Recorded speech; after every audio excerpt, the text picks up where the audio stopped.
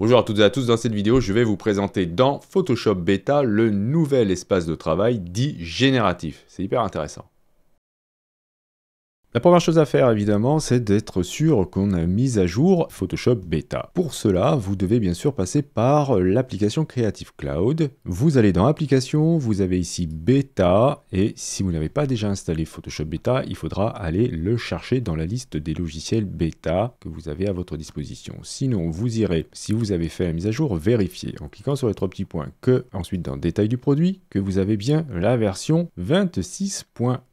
Alors, qu'est-ce qu'on trouve de nouveau ici? Eh bien, c'est comme je vous disais en introduction, vous avez quelque chose d'hyper intéressant. C'est un espace de travail que vous allez trouver dans le menu Édition, espace de travail génératif, qui va nous permettre de gérer les images qu'on aura générées et même, bien sûr, de pouvoir en générer. Donc, je vais cliquer dessus pour vous montrer tout de suite à quoi ça ressemble. Vous avez là une galerie avec les images que vous avez générées. Vous trouverez les prompts, vous trouverez des options intéressantes pour récupérer tous les paramètres qui ont servi pour générer les images. Vous pourrez faire des recherches dans les prompts, vous pourrez filtrer. Alors pour l'instant, il n'y a pas beaucoup de choses, mais voilà, on pourra le faire certainement avec plus de paramètres. Et en bas, vous avez l'invite pour le prompt, ainsi que les paramètres qui ont servi à générer l'image. Bien, alors on va commencer à faire des choses. Je vais tout supprimer. Voilà, je vais plutôt cliquer ici, ça ira plus vite. Et vous avez deux manières de faire pour générer des images. Soit vous êtes inspiré et vous allez tout de suite taper votre prompt. Par exemple, je vais taper, voilà, mon classique chat mignon dans une forêt. Et ensuite, vous irez ajouter les paramètres nécessaires,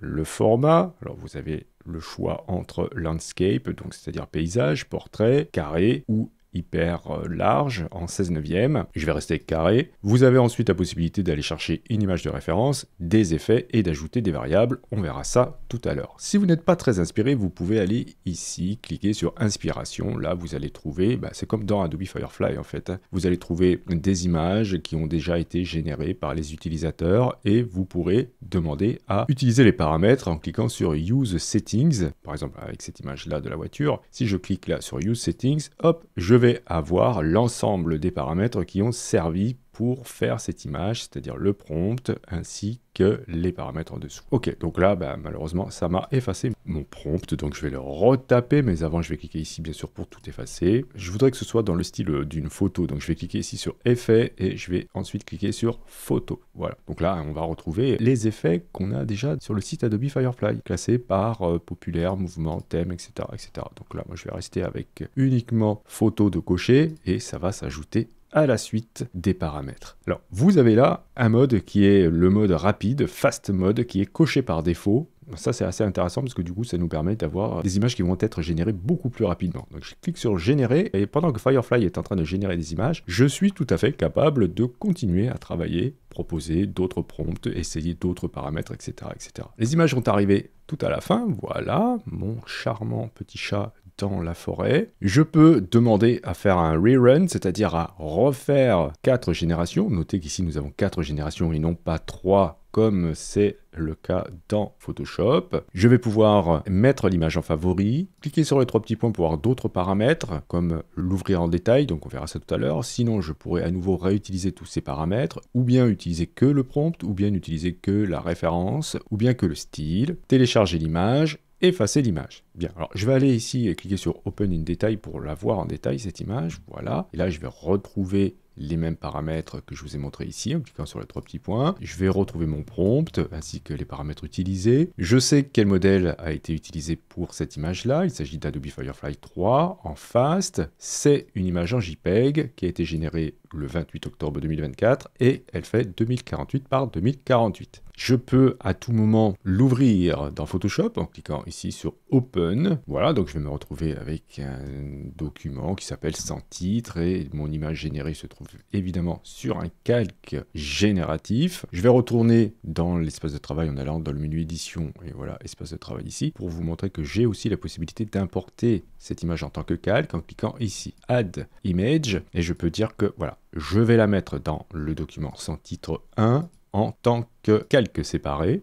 Voilà, j'ai donc 2 calques maintenant. Alors, une petite chose qui est un petit peu décevante, c'est que là, vous savez, dans le panneau propriété, on a la possibilité, eh bien, on va retrouver le prompt, etc. Donc, on peut faire aussi un petit peu la même chose que dans cet espace génératif. Sauf que on a quelque chose de plus ici, c'est la possibilité, lorsqu'on clique sur notre petit point, de générer des résultats similaires. Bien, si je fais ça dans Photoshop, eh bien, le résultat est très loin d'être similaire. Et ça, je trouve que c'est un petit peu dommage. J'espère que ce sera corrigé assez prochainement, parce que sinon, je ne vois pas trop l'intérêt. Donc voilà ce que ça donne, les images sont ressemblantes, mais si l'on zoome, on voit que la qualité n'est pas du tout la même que celle des images générées dans l'espace génératif. Donc ça c'est assez curieux quand même.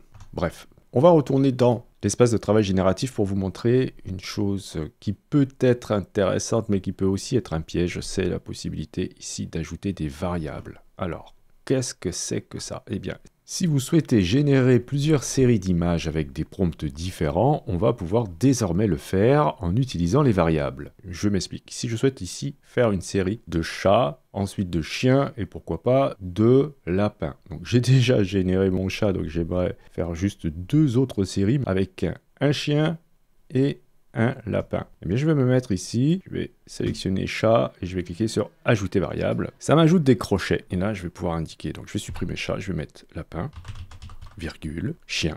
Voilà. Ça va me générer, c'est indiqué ici, 8 images, donc 2 séries de 4. Une série de 4 avec des lapins, une série de 4 avec des chiens. Alors, c'est intéressant car on va pouvoir rapidement faire des recherches, mais attention à la consommation de vos crédits génératifs, ça part très vite. Donc on va retourner ici en cliquant sur Timeline View pour voir que c'est en train d'arriver ici. Alors pendant que c'est en train d'être généré, vous voyez ça va très vite. Mais justement, je voulais vous parler du mode fast. Le mode fast est rapide comme vous pouvez le constater, mais il est aussi pas mauvais du tout. Si je me mets en mode normal, j'obtiendrai un résultat tout de même beaucoup plus détaillé, mais un petit peu plus long à être généré.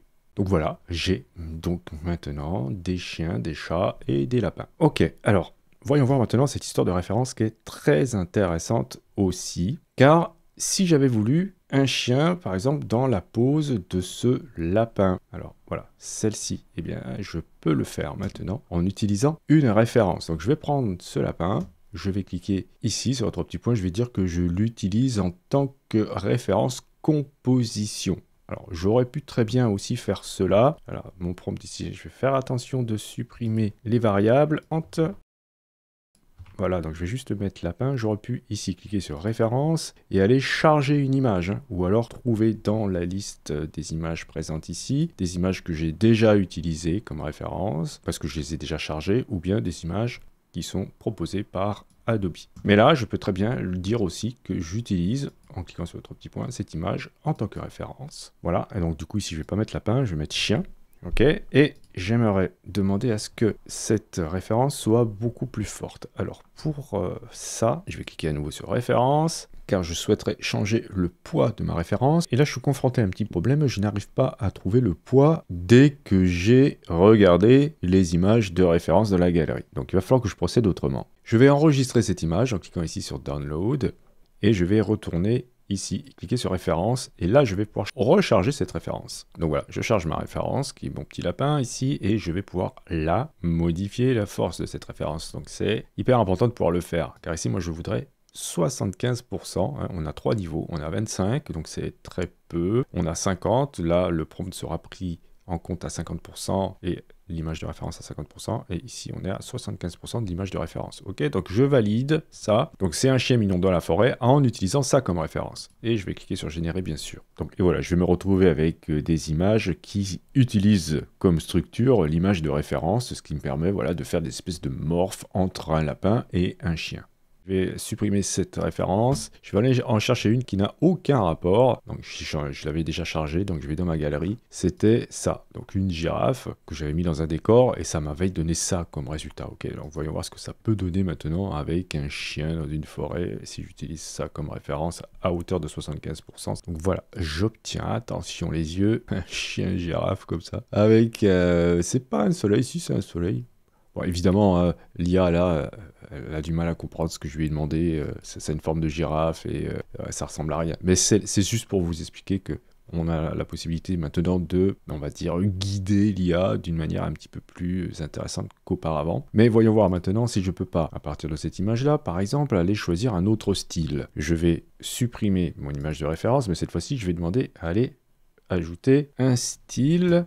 Alors, c'est dans référence, ici, je vais uploader un style de référence. Et pourquoi pas un truc complètement différent, là encore une fois, un chien en métal bleu dans une forêt. Donc franchement, là, je fais un petit peu des âneries, mais vous pourrez évidemment utiliser du texte, faire des choses beaucoup plus intelligentes que ce que je suis en train de faire. Mais j'aime bien pousser dans ces retranchements l'IA pour voir, voilà. Alors là, j'obtiens ça comme résultat, avec cette image-là comme référence, mais comme je n'ai pas demandé à utiliser l'image de tout à l'heure comme référence en tant que composition, je n'obtiens pas vraiment ce que je veux. Donc je vais à nouveau demander à charger l'image de mon lapin. Et cette fois-ci, je vais lui donner un peu plus de liberté. Au lieu d'être à 75%, je vais le mettre à 50%. Et par contre, le style ici, je veux 90%. Ici, vous pouvez aller beaucoup plus loin avec le style. Et je vais cliquer sur générer. Et voilà, j'obtiens mon petit lapin qui est un petit peu métallique, comme cela. Mais le chien a disparu. Un autre exemple avec cette image-là comme référence, je retourne dans l'espace génératif, je vais aller chercher de l'inspiration. Allez, par exemple ça, ce qui m'intéresse ici maintenant, c'est de changer le prompt. Donc si j'utilise ce prompt avec uniquement comme style cette référence, donc 2 citrouilles découpées façon Halloween la nuit, croissant de lune dans le ciel, le mot Halloween écrit en rouge, j'obtiens ça. Tout le reste est bien présent, mais par contre, je n'ai pas le mot Halloween. Donc maintenant, je vais aller chercher, j'étais pas obligé, hein, j'aurais pu très bien le faire dès le début, je vais aller chercher ma référence, donc référence, upload image, et je vais utiliser ça, je vais le mettre à 75% de force, et cliquer sur Generate. Et voilà ce que j'obtiens avec la composition de référence. Et si je veux qu'il y ait un petit peu plus, évidemment, de liberté, je vais le mettre à 50, et je vais vous montrer ensuite à 25. Donc voilà. Ça, c'est à 50%. Voilà, on le sait là. C'est déjà beaucoup plus intéressant parce que ça donne à l'IA un peu plus de liberté. Et ensuite, à 25, c'est pas forcément plus intéressant. Là, ça a ajouté le mot happy. Donc évidemment, là, ma composition était très simple au départ. Hein. Donc comme on dit dans le jargon, si vous mettez quelque chose de pas bon en entrée, vous aurez quelque chose de pas bon en sortie aussi. Donc voilà pour ce nouvel espace de travail génératif dans Photoshop Beta. Si vous êtes débutant et que vous souhaitez vous former à Photoshop, je viens de sortir une formation sur tuto.com de près de 30 heures dans laquelle je fais un tour d'horizon extrêmement large de Photoshop. Voilà, ça permettra aux plus débutants d'entre vous d'avoir de bonnes notions du logiciel et de bien mieux suivre mes tutos. Je vous remercie d'avoir suivi cette vidéo. Si vous avez des questions, bien sûr, n'hésitez pas à le faire dans les commentaires. Si vous souhaitez soutenir cette chaîne, vous pouvez cliquer sur j'aime, c'est hyper important pour le référencement. Et si vous souhaitez vous abonner, vous pouvez cliquer sur abonnez-vous. N'oubliez pas la petite clochette pour être averti des prochains cours ou des prochains tutos. Justement, on se dit à la prochaine pour un autre cours ou pour un autre tuto.